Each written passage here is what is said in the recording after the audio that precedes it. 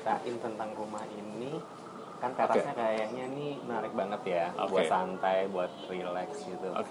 Dibangun tahun berapa sih Mas rumahnya? Dibangun tahun berapa rumahnya? Ini dibangun tahun 2012. Memang waktu itu briefnya ke desainernya sama arsiteknya adalah saya pengen bikin rumah yang membawa suasana ke masa lalu, cocok untuk penghuninya. Waktu itu ibu bapak mertua saya yang tinggal di sini, memang udah tua, udah 80 tahun gitu ya. Jadi ini cocok sekali buat mereka. Jadi mereka kayak seperti tinggal di rumah mereka yang lama dulu gitu, waktu masih kecil kayak gitu memang. Jadi memang dibikin seolah-olah ini rumah sudah lama sekali di sini berpuluh-puluh tahun, walaupun ini rumahnya baru. Jadi kita desain itu waktu itu segala macam sampai detail-detail kayak jendelanya, teralisnya, gitu segala macam itu seperti rumah tua, desain tua gitu. Jadi kita pelajarin bagaimana gitu segala macam. Walaupun ada sedikit kita modifikasi, kita sedikit tambahin unsur-unsur yang lainnya juga gitu, nggak murni gitu. Jadi tapi overall feel-nya dapat gitu bahwa ini adalah rumah tua gitu. Walaupun masuknya tapi agak beda ya, masuk dari samping. Oh iya, jadi memang ini ngadepnya itu adalah ke sini, ke taman. Itu jalan itu jadi kita nggak ngadep ke sana karena kita ingin ada privacy. Jadi kalau kita duduk-duduk di teras, orang nggak bisa ngelihat, gitu, nggak kelihatan sama orang, gitu. Kalau misalnya ngadepnya ke jalan, orang kita jadi ditonton gitu. Kalau ngadepnya ke sini, kita bisa lebih privacy, gitu. Ya ini memang teras ini didesain untuk supaya duduk-duduk sore-sore atau pagi-pagi gitu. Karena kalau ada lebaran atau apa, biasanya makanan ditaruhnya di sini gitu. Kita foto di sini gitu. Terus orang pada duduk-duduk di sini foto gitu. Dan selalu kalau foto pasti backgroundnya itu, jadi dan selalu bagus. Orang-orang kalau mau foto di sini gitu. Nah sekarang Mas Budi sendiri kegiatannya apa aja sih Mas? Kegiatan saya sehari-hari bekerja tengah pandemi ini. Jadi kuli. Saya ada 2 perusahaan, satu di bidang komunikasi, di bidang DKV itu bikin iklan, bikin grafik, branding gitu ya. Satu lagi adalah desain interior sama produk, gitu. Yang satu Jakarta Vintage, satu lagi One Home Indonesia. Jadi itu saya jalankan dan ini kantornya. Jadi di sini tuh ada sebenarnya 2 perusahaan sebenarnya, 2 tim sebenarnya. Satu tim komunikasi, satu tim desain gitu. Ya itu kegiatannya sehari-hari ya bikin ada project, pekerjaan-pekerjaan buat klien kayak gitu. Baik yang komunikasi, yang iklan maupun yang Jakarta Vintage yang interior. Terus kan saya dengar Mas Lutfi ini sukanya adalah dengan barang-barang berbau vintage ya. Nah itu gimana tuh? Emang itu hobi atau bagaimana itu Mas? Ini kan saya Jakarta Vintage ini kan datangnya kan awalnya dari hobi. Jadi saya kan juga belajar desain interior dan produk itu dari kuliah kan. Jadi kuliah saya apa gitu nggak ada hubungannya, tapi karena saya punya hobi dengan barang-barang vintage, kemudian akhirnya menjadi bisnis gitu. Lama-lama jadi bisnis dan akhirnya ya udah berjalan seperti ini. Itu memang karena mungkin dulu di rumah banyak barang-barang vintage sehingga pada saat sekarang udah punya rumah sendiri dan lain-lain, itu senang sekali dengan barang-barang vintage itu. Mungkin karena lingkungan dulu adalah lingkungan dikelilingi oleh barang-barang vintage gitu. Mungkin itu awalnya. Dan itu dipakai untuk di project juga? Ya, jadi di project itu ada project yang memang vintage, ada yang sama sekali nggak vintage gitu. Jadi ada yang sama sekali nggak vintage. Dan kita kan kalau project itu kan kita ngikutin keinginan klien. Jadi bukan keinginan kita. Kliennya maunya yang lebih minimalis, lebih modern, segala macam ya saya bikinin. Gitu. Karena saya ada tim, ada interior designer, ada product designer, ada arsitek untuk Jakarta Vintage ya. Tapi kalau untuk iklan ada graphic designer, ada yang lain-lain, ada business executive juga gitu. Nah, jadi misalnya rumah ini studio ini, rumah Tomohon ini itu yang ngedesain kita, karena kita waktu itu ada arsitek juga, di tim kita ada arsitek, ada interior designer. Jadi inilah yang hasil karyanya antara lain. Kita juga bikin kayak mendesain arsitektur masjid gitu juga. Jadi ya agak macam-macam proyeknya, nggak spesifik perumahan gitu, nggak juga. Sejauh ini mana yang lebih banyak nih Mas untuk dalam proses mendesain dalam project itu, mana lebih banyak, mana yang Mas lebih ke arah yang lebih mana? Maksudnya projectnya atau public space atau mungkin saya project? Ya ada kayaknya lumayan merata sih kalau saya. Jadi saya nggak spesialisasi, nggak didominasi oleh misalnya project residential gitu. Karena saya ada bikin juga kayak galeri atau museum untuk bank gitu ya. Saya ada juga rumah, kantor, kemudian juga kafe gitu. Terus ya itu, jadi yang belum itu kayak sekolah itu belum kayak gitu. Apalagi kalau rumah sakit segala macam itu kayaknya nggak qualified. Mas ingin tahu nih perkembangan interior design untuk di masa depan nih gimana sih untuk aku? Oke, ya kayaknya semua sektor kan pasti punya outlooknya bisa cerah dan bisa juga agak sedikit buram gitu kan ya. Kalau saya ngelihatnya secara optimisnya aja. Kayaknya sekarang kan dengan adanya pandemi segala macam itu kan akan ada perubahan gaya hidup dan juga yang lebih memprioritaskan kebersihan gitu ya, kesehatan dan lain-lain gitu. Jadi itu pengaturan ruangan, sebuah space gitu, baik itu rumah maupun komersial gitu, itu pasti akan berubah mengikuti tuntutan itu tadi, prioritas masyarakat pada kesehatan dan kebersihan.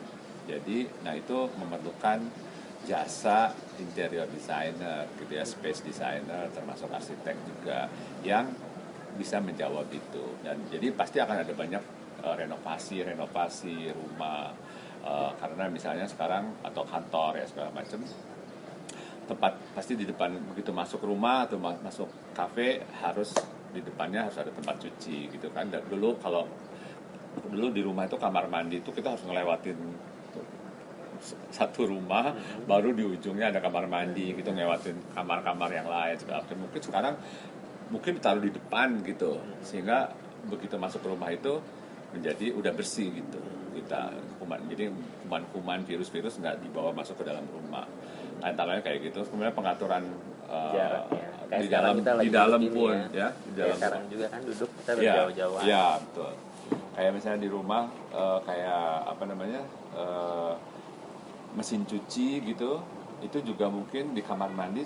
Sekarang kita begitu masuk kamar mandi buka baju langsung cuci, mungkin ya sekarang mesin cuci adanya di kamar mandi dan mungkin terpisah dengan misalnya WC yang kotor dan bau gitu kan. Jadi yang bersih sebelah ini akan terpisah. Kalau dulu kan disatuin antara WC kemudian shower tuh sebelahan gitu kan, sekarang bisa dijauhin, mungkin ada sekat di sebelumnya. Jadi kayak gitu, itu perubahan seperti itu mungkin akan terjadi dan akan lebih banyak, dan itu memerlukan jasa interior designer. Jadi menjawab pertanyaannya ya menurut saya cerah gitu. Cuma memang sebagai desainer kita harus bisa memahami perubahan itu dan bisa memberikan solusi.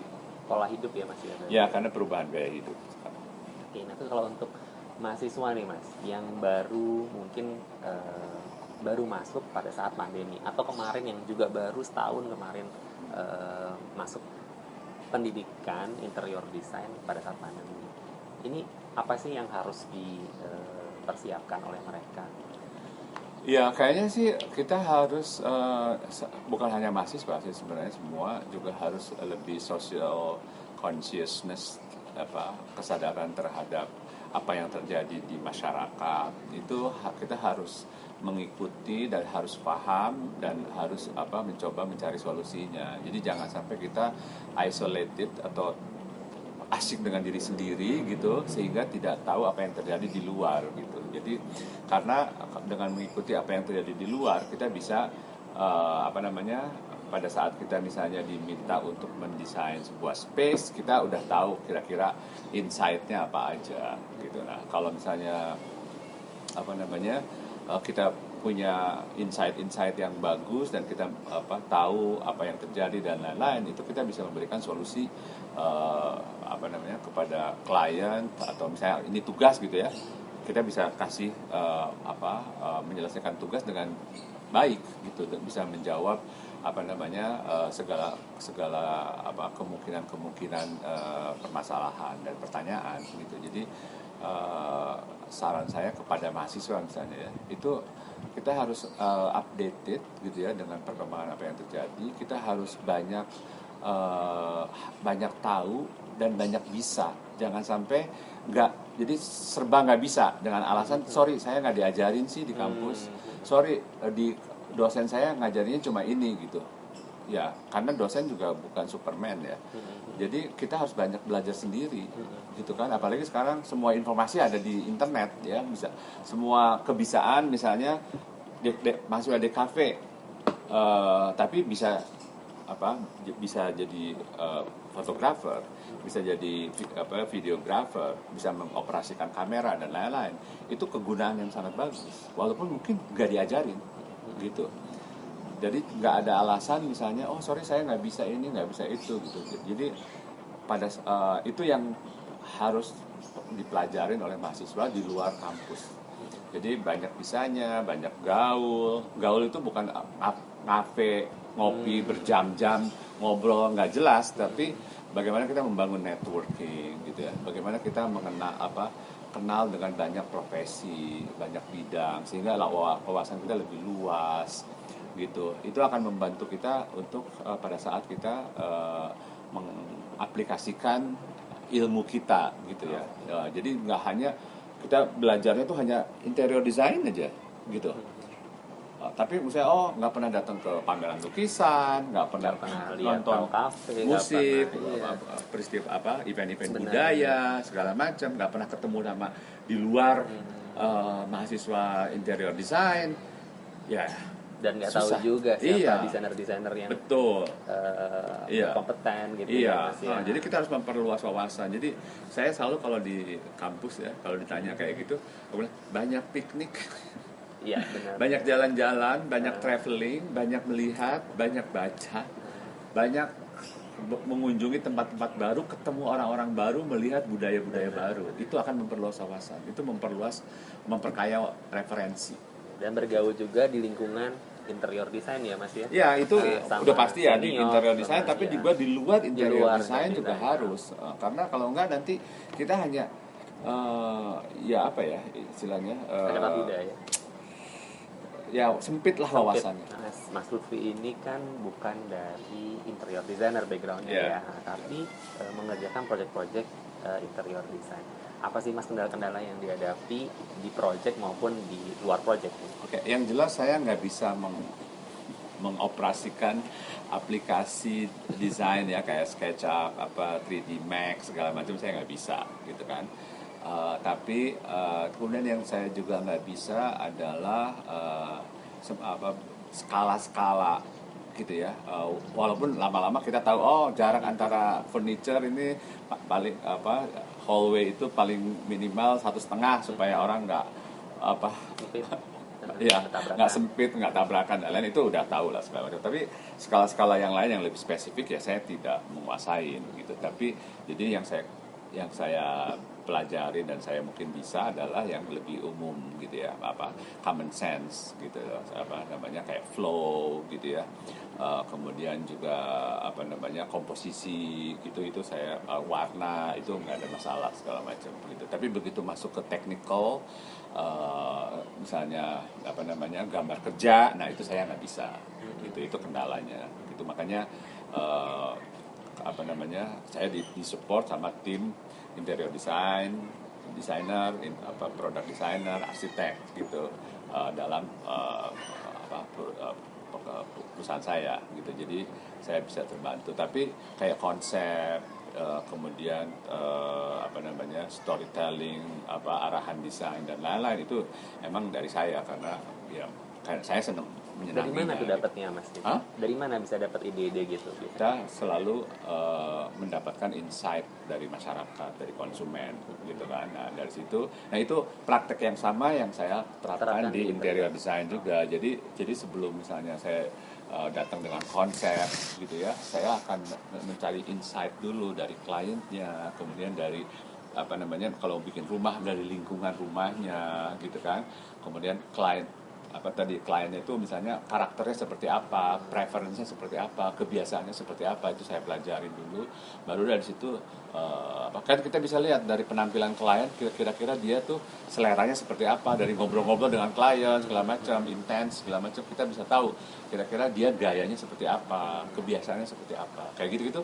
Itu penting sehingga kita bisa bikin space, mendesain sebuah space yang bisa cocok dengan si kebutuhan klien, kebiasaan dan kebutuhan klien gitu. Dari situlah kita masuk dengan konsep. Kalau konsep itu kan karena saya mungkin banyak lihat, banyak baca, banyak lain-lain gitu kan. Jadi saya itu tidak terlalu sulit kalau konsep atau style ya segala macam gitu. Yang memang tadi yang tantangan yang utama adalah masalah teknikal. Teknikal ya Mas. Ya. Karena itu memang harus dipelajarin. Tapi bisa dibantu dengan tim yang solid. Ya.